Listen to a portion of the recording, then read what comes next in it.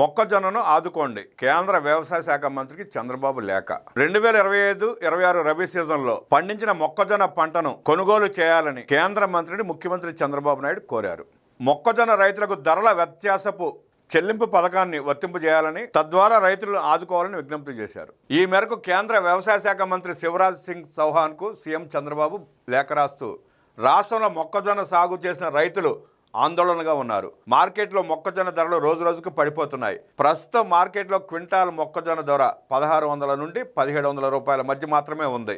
కనీస మద్దతు ధర 2400 రూపాయల కంటే చాలా తక్కువగా ప్రస్తుతం మార్కెట్ ధర ఉంది. రాష్ట్రంలో సుమారు 42 లక్షల మెట్రిక్ టన్నుల మొక్కజొన్న దిగుబడి వచ్చే అవకాశం ఉంది. ఇంకా 14,26,000 మెట్రిక్ టన్నుల పంట కోత దశలో ఉంది. సకాలంలో ప్రభుత్వం జోక్యం చేసుకోకపోతే రైతులు నష్టపోతారు. మొక్కజొన్న కొనుగోలుకు కేంద్రం నుంచి మద్దతు లేకపోవడంతో రాష్ట్రంపై ఆర్థిక భారం పడుతోంది. పీఎం ఆశా కింద నేరుగా రైతులకు ధరల వ్యత్యాసాన్ని చెల్లించాలి. ఆంధ్రప్రదేశ్ను ప్రత్యేకంగా పరిగణించి ధరల వ్యత్యాసంలో 100% నిధులను కేంద్రమే భరించాలి. ఈ పథకాన్ని జూన్ 2026 వరకు పొడిగించాలి. నాఫెడ్, ఏపీ మార్క్ఫెడ్ సమన్వయంతో ఈ పథకాన్ని అమలు చేసేందుకు తక్షణమే అనుమతులు ఇవ్వాలని కేంద్ర మంత్రిని కోరారు చంద్రబాబు నాయుడు.